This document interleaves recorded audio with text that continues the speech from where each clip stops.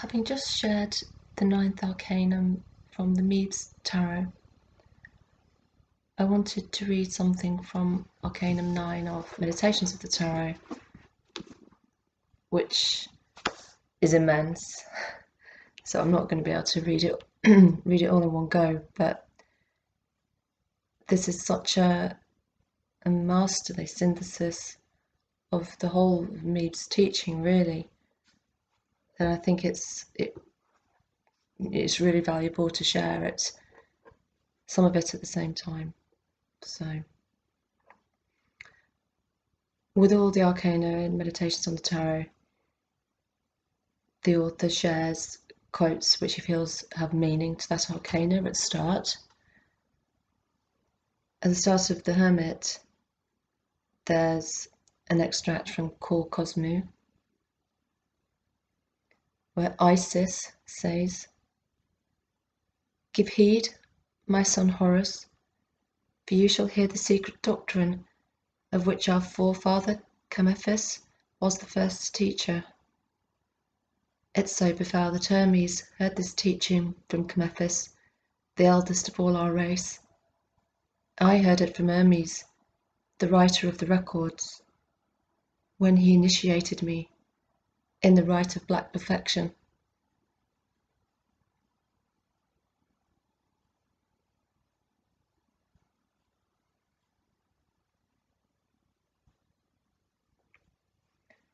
Dear unknown friend, the Hermit,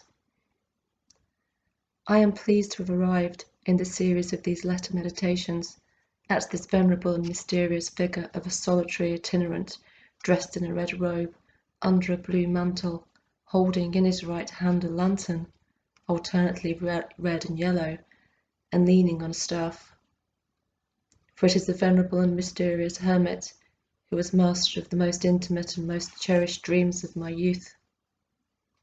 As moreover he is the master of dreams for all youth in every country who are enamoured by the call to seek the narrow gate and the hard way to the divine.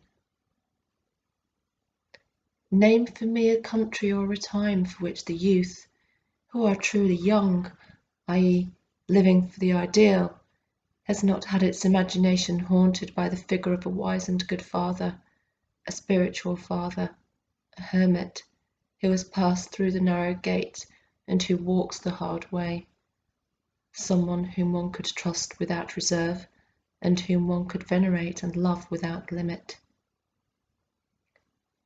Which young Russian man, for example, would not have undertaken a journey, no matter how long and of what duration, in order to meet a starets, i.e., a wise and good father, a spiritual father, a hermit?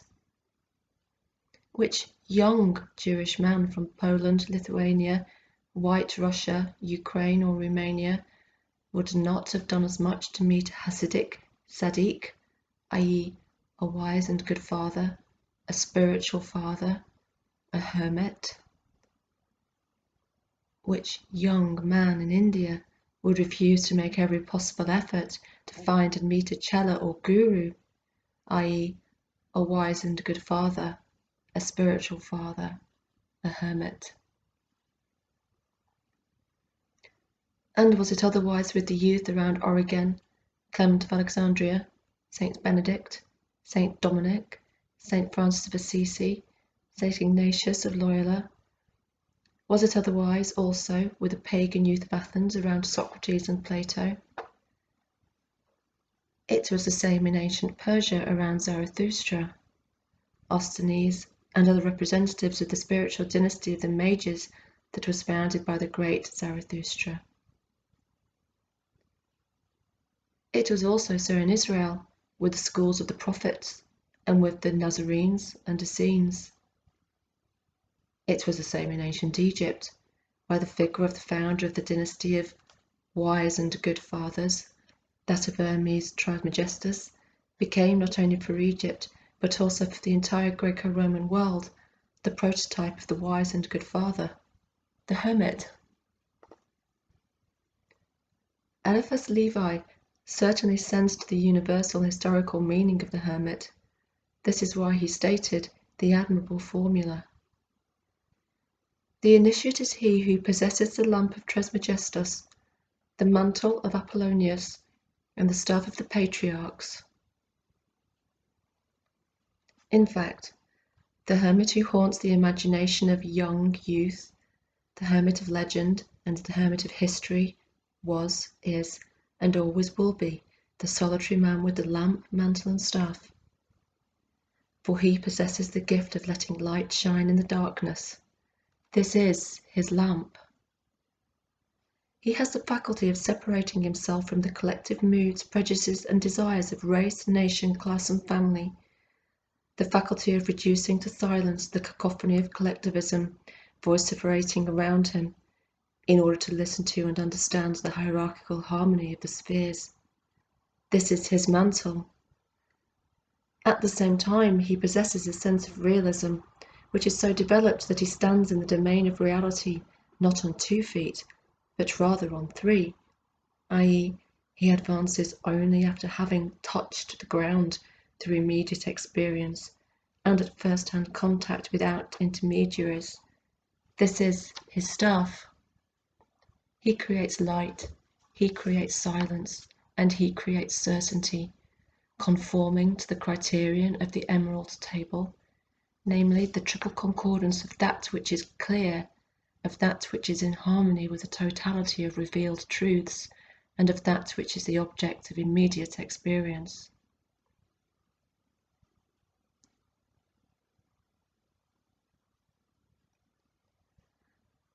The hermit therefore represents not only a wise and good father who is the reflection of the Father in heaven, but also the method and essence of Hermeticism. For Hermeticism is founded on the concordance of 3 methods of knowledge: the a priori knowledge of intelligence, the lamp; the harmony of all by analogy, the mantle; and authentic immediate experience, the staff. Hermeticism is thus a 3-fold synthesis of 3 antinomies. The synthesis of the antinomy idealism, realism; the synthesis of the antinomy realism, nominalism; and the synthesis of the antinomy faith, empirical science. Insofar as it is a synthesis, a personal one of course, in the inner form of the consciousness of each, in which 3 antinomies above supply each time a 3rd term, its number is 9, and it is the 9th arcanum of the tarot, which teaches us about the 3 syntheses of the 3 antinomies. Let us look now at how Hermeticism is the synthesis of the above 3 antitheses or antinomies. Idealism, realism. This reduces to 2 opposite formulae, namely, consciousness or the idea is prior to everything. This is the formula of idealism. And the thing is prior to all consciousness or ideas. This is the basic formula of realism.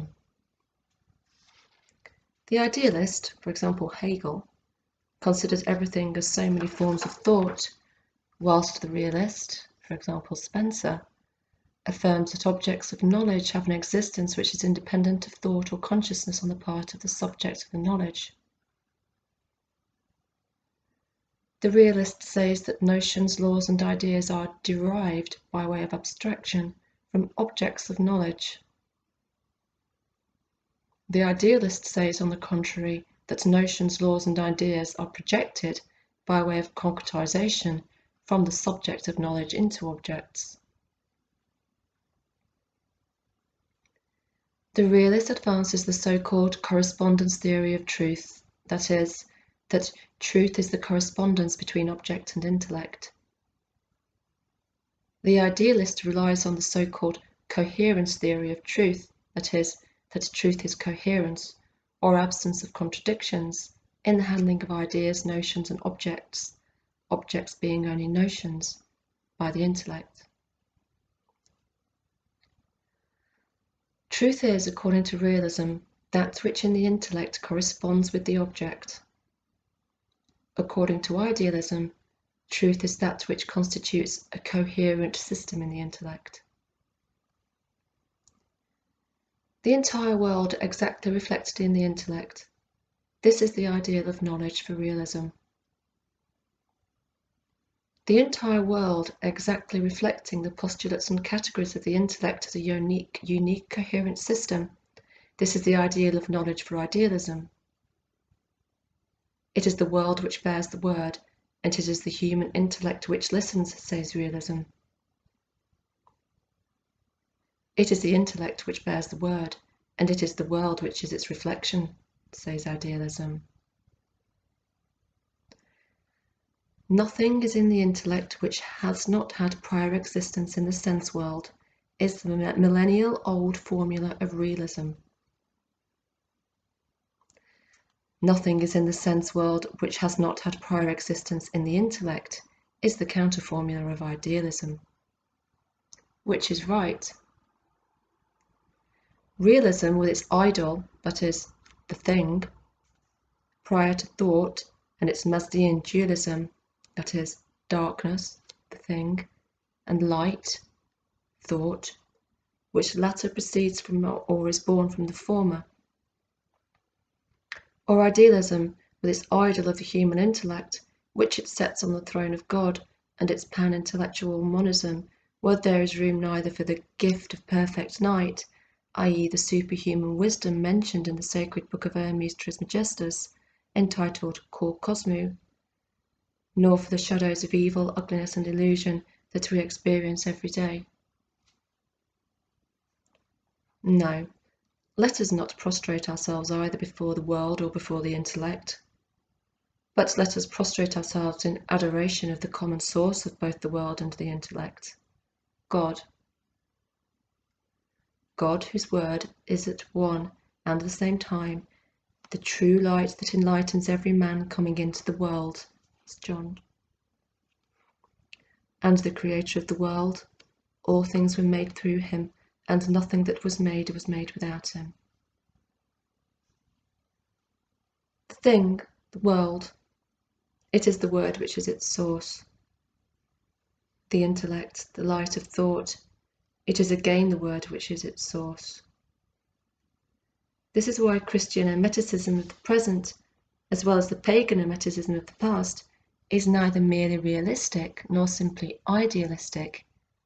It is logoistic, of the logos, being founded neither on the one thing nor on the human intellect, but rather on the logos, the word of God, whose objective manifestation is the world of prototypes underlying the phenomenal world, and whose subjective manifestation is the light or prototype of human intelligence.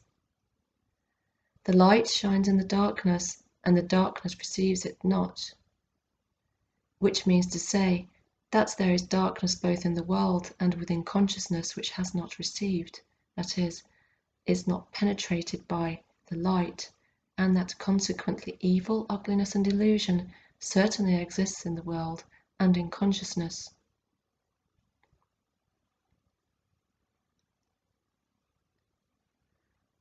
But the darkness of the world that is not penetrated by the word is not the source of consciousness, and the human intellect that is not illumined by the word is not the principle of the world.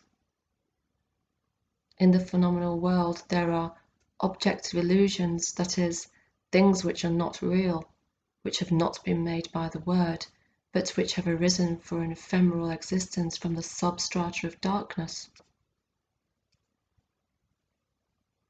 In the domain of subjective consciousness there are illusions, that is, notions, ideas, and ideals which are not real, which have not been engendered by the light of the word, but which have arisen for an ephemeral existence from the depths of darkness in the subconscious. Now, the correspondence between an illusory object and a notion of it in the intellect would not be truth, but rather a double illusion. Realism should be aware of this when it advances its so-called correspondence theory of truth, and the inner coherence of an intellectual system based on illusions would not be a criterion of its truth, but rather an indication of an obsession that is so much the deeper, the more the coherence is complete. Idealism should be aware of this when it advances its so-called coherence theory of truth. Objects are only real in the sense of realism when they are real in the word, and intellectual constructions are only true in the sense of idealism when they are true in the word. The human intellect as such is not the producer of truth after the fashion of a spider producing its web. A fact of the outer or inner world, insofar as it is a fact, need not instate truth when it can just as well point to an illusion or the history of an illusion, be it nature, for example antediluvian monsters, or be it human, for example many idols of the past or present. Now, the world of our experience is the phenomenal manifestation of both the world created by the Word and the evolutionary world of the serpent. The intellect of our experience also is the manifestation both of the light of the Word and of the ruse, to take the biblical term for the method where darkness imitates light without receiving it, of the serpent. This is why it is still necessary to distinguish, before one professes to realism, between the world, with a capital W, and the world. Similarly, before one embraces idealism, one has to distinguish between cosmic intelligence and the human intellect.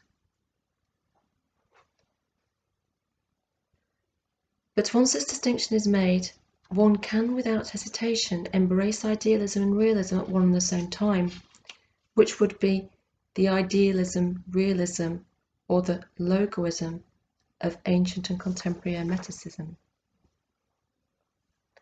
Then the method of correspondence becomes the staff in the hand of the hermit, and the method of coherence becomes the mantle which covers him. This is thanks to the light of the hermit's lamp, which is the holy instrument where the light of the word is united with the oil of human intellectual endeavour. Then the second antinomy, realism, nominalism. In this antinomy, the term realism has nothing in common with the realism of the antinomy realism-idealism. Realism here signifies the school of Occidental thought which attributes objective reality to general notions that are now usually designated as abstract, but which medieval philosophy designated universal. The current of Occidental thought which denies the objective reality of universals and which admits reality only in particulars is that of nominalism. Now, realism as a current of Occidental thought opposed to nominalism differs from realism opposed to idealism in the sense that it is a matter here of the objective reality of universals, types and species, and not of the correspondences between notions of the intellect and the reality of objects as the criterion of truth. Therefore, it is a question of a totally different problem. Realists, in that which concerns the problem of the reality of universals, are in fact extreme idealists, in that which concerns the problem of the priority of the intellect or the object. The problem underlying the antinomy realism-nominalism was posed for the first time in the history of ideas in an explicit manner by Porphyry, AD 234 to around 304, in his Isagoge. The problem is posed from the beginning with all desirable clarity as follows. I shall put aside the investigation of certain profound questions concerning genera and species, that is, universals, since such an undertaking requires more detailed examination. 1. Whether genera or species exist in themselves or reside in mere concepts alone. 2. Whether, if they exist, they are corporeal or incorporeal. And 3. Whether they exist apart or in sense objects and independence on them. In fact, From Boethius to the Renaissance, and even to our own time, there has been given to this problem the more detailed examination which Porphyry believed that it merited. For the medieval doctors, having clearly seen that the problem of universals is at the very centre of philosophy, treated it as the central problem, which gave rise to the division of the world of philosophers into realists, types and species exist in themselves, above and beyond individuals, and nominalists, types and species do not exist beyond individuals, they are only names, that is, words useful for the purpose of classification. A third school, that of the conceptualists, or according to the case, moderate realists or moderate nominalists. General ideas certainly exist, but they exist only in the mind of he who conceives them. Originated during the controversy and played a role, not of synthesis, but rather one similar to the role of Lorraine which the Emperor Lothar I assigned to it, namely, that of intermediary between France and Germany.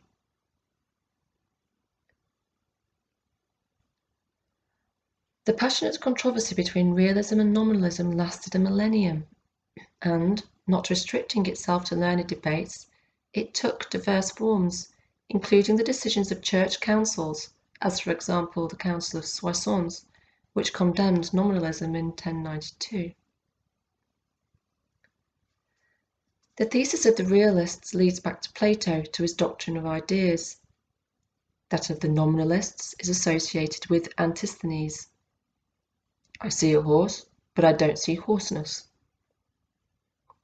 Now, the essence of the problem is whether horseness is anterior to the individual horses, whether it is immanent in the individual horses, or whether it is, lastly, posterior to the individual horses and is only derived from them by way of abstraction.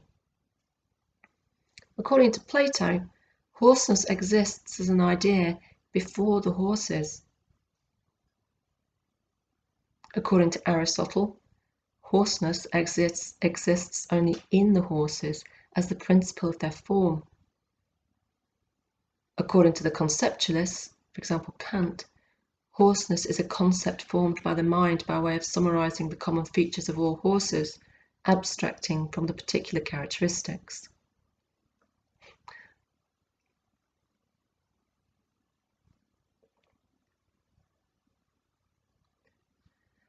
The problem with the horseness is anterior to the real horses, whether it is the formative principle in them, or rather, whether it is only a notion of the mind derived from the experience of the senses, is, truth to tell, not passionate when it is a matter only of horseness.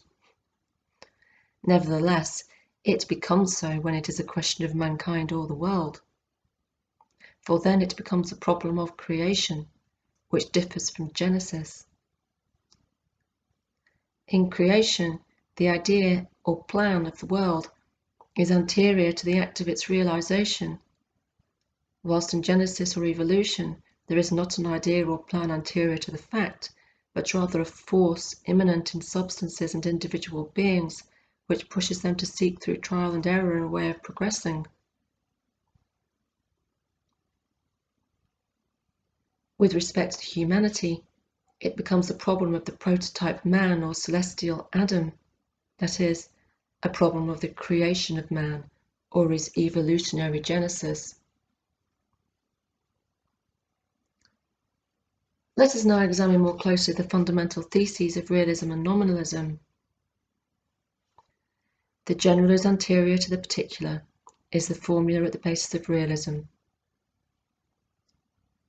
The particular is anterior to the general is the counter-formula of nominalism. These two contrary theses imply that for realism the general is more real and of higher objective value than the particular, and that for nominalism the particular is more real and of higher objective value than the general. In other words, for realism, humanity is more real and is of higher value than the individual man. In contrast, for nominalism, it is the individual man who is more real and has a higher value than humanity. For realism, there would be no human beings if there were no humanity. For nominalism, on the contrary, there would be no humanity if there were no human beings. Human beings compose humanity, says the nominalist. Humanity engenders, from its invisible but real womb, individual human beings, says the realist. Who is right? Realism, with its ideal of collectivity anterior to the individuality, the individual soul, which, through the mouth of Caiaphas, enunciated the justification for condemning Jesus Christ to death, in having said, "It is expedient for you that one man should die for the people, and that the whole nation should not perish," which through the tribunals of the Inquisition annihilated noxious individuals in sacrificing them for the interests of humanity or the Church. Realism which, lastly, setting the race above individuals, or the class above individuals, exterminated millions of Jews and Gypsies at the hands of the Nazis, and also millions of kulaks, or well-to-do peasants and individuals of the higher classes, at the hands of the Bolsheviks. And nominalism? Nominalism is blind to ideas and principles, which are only words as far as it is concerned. Truth, beauty, and goodness do not exist, for it is as objective realities, and are only a matter of taste. No serious science or philosophy worthy of its name would be able to exist if nominalism were the only intellectual terrain in which it could live. For instead of aspiring to the universal, it would go in search of the particular. It would collect only particular facts and, far from setting any value on their common traits from which it would be able to derive laws and principles, would only result in a kind of museum of particular facts. This museum would wait in vain for the advent of scientific and philosophical thought in order for it to be useful to mankind in a general way. Nominalism itself would not produce it, for it is the opposite of science. Instead of science or philosophy, it would give rise to a multitude of sects or subjective tastes. Each would think and believe in its own way. One would only adhere to that which pleased one. This is precisely why the Church condemned nominalism as a doctrine and why science banished it as a method. It would have atomized the Church into a mass of small religions according to the personal taste of each individual, and it would have reduced science to sterile collectionism and an infinite number of private opinions. Therefore, we cannot dispense with realism if we attach any value to the existence of objective truth, science, and transsubjective truth, religion.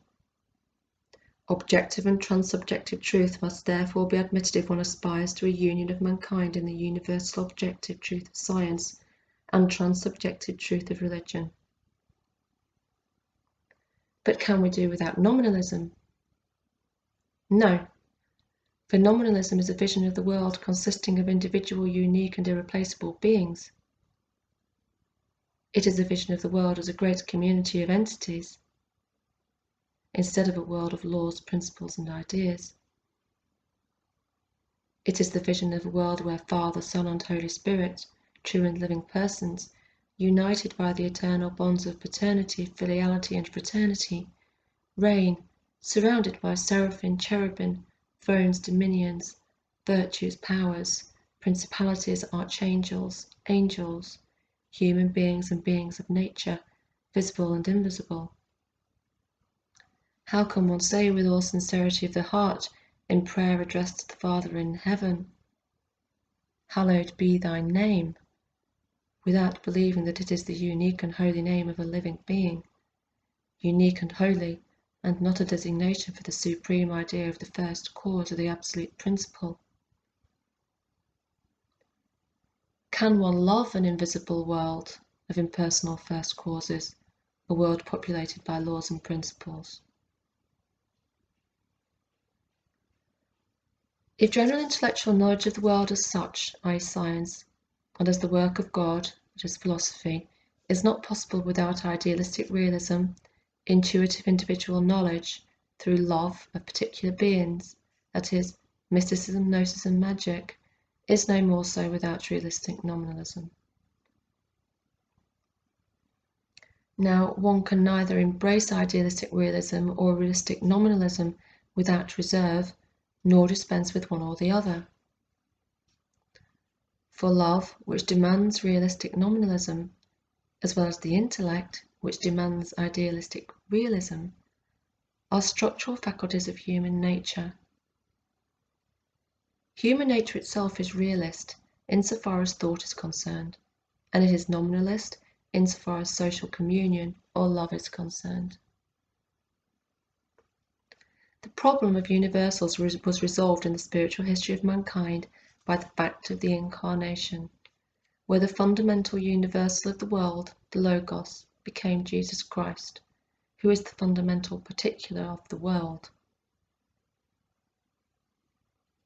Here, the universal of universals, the very principle of intelligibility, the Logos, became the particular of particulars, the very prototype of the personality Jesus Christ. It is above all the Gospel according to St. John which portrays in an explicit and clear way the fact of the union of the principle of universal knowledge with the being of individual love from heart to heart. This Gospel describes the work of divine alchemy, where water is united with fire, where water became living water, and tongues of fire became the Pentecostal tongues understandable to everyone individually. The substance of baptism, vivified water and fire, not consuming the particular but enabling it to participate in eternity, is the outcome of the work of redemption that began with the Incarnation. Baptism is, in the domain of the history of the Spirit, also the union of realism and nominalism, the union of the head and the heart in the human being, which union is only the reflection of the fact of the Incarnation, where the Word became flesh.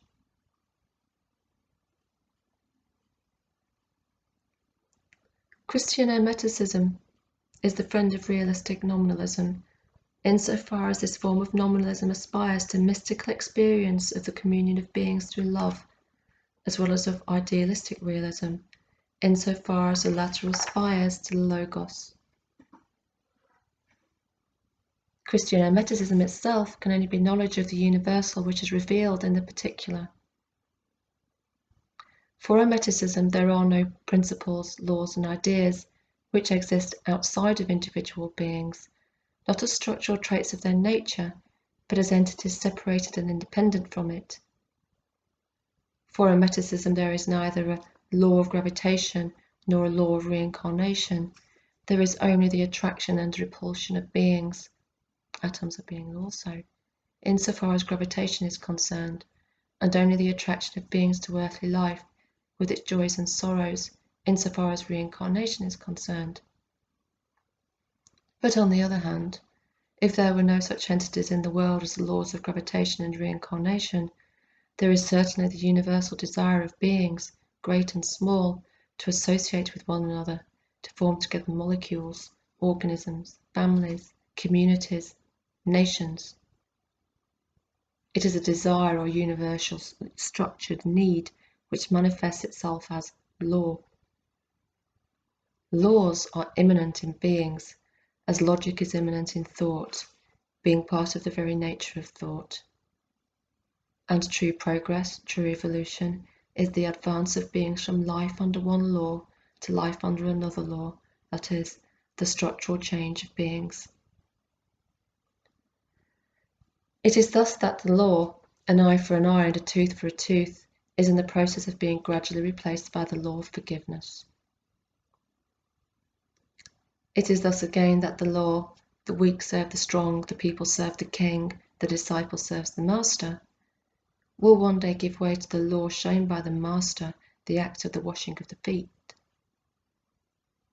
According to this higher law, it is the strong who serve the weak, the king who serves the people, the master who serves the disciple, just as it is in heaven, where angels serve human beings, archangels serve angels and men. Principalities serve archangels, angels and human beings, and so on. And God? He serves all beings without exception. Thus, the law of the struggle for existence that Darwin observed in the domain of biology will one day cede its place to the law of cooperation for existence, which exists already in the cooperation of flowering plants and bees, in the cooperation of different cells in an organism, and in the cooperation in the human social organism. The end of the law of the struggle for existence and the future triumph of the law of cooperation for life has been foretold by the prophet Isaiah. The wolf shall dwell with the lamb, and the leopard shall lie down with the kid, and the calf and the lion and the fatling together, and a little child shall lead them. This will be because the new law, that is a profound change in the psychic and physical structure of beings, will replace the old law, firstly in consciousness, then in desires and affections, then lastly in the organic structure of beings. Laws succeed one another in change.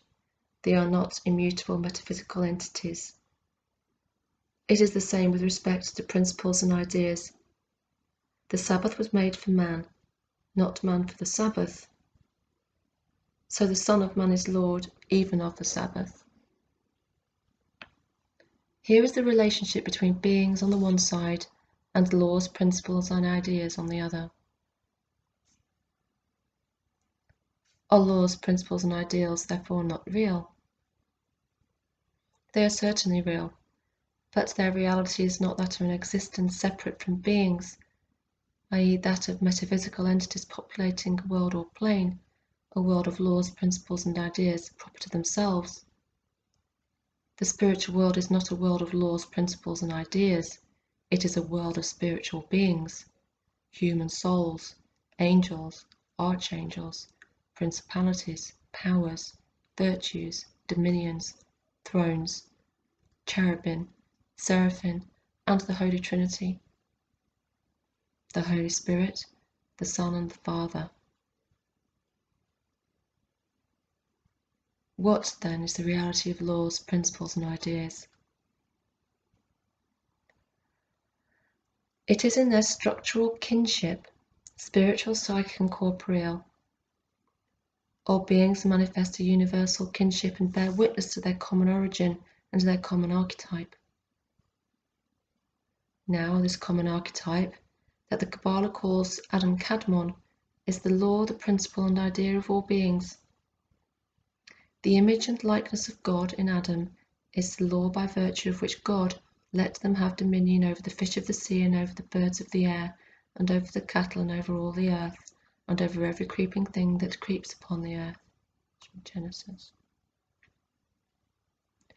Adam is the law, the principle and the idea of all the beings of nature, because he is their prototype synthesis.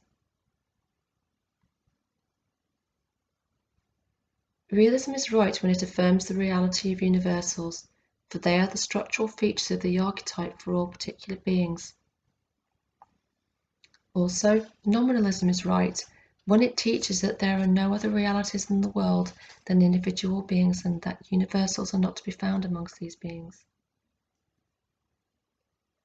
Hermeticism regards the Logos who became man as the archetypal universal become the perfect particular being. The controversy between realism and nominalism does not exist for Christian Hermeticism. So I think the third antinomy, faith, empirical science, I'll do in the next reading.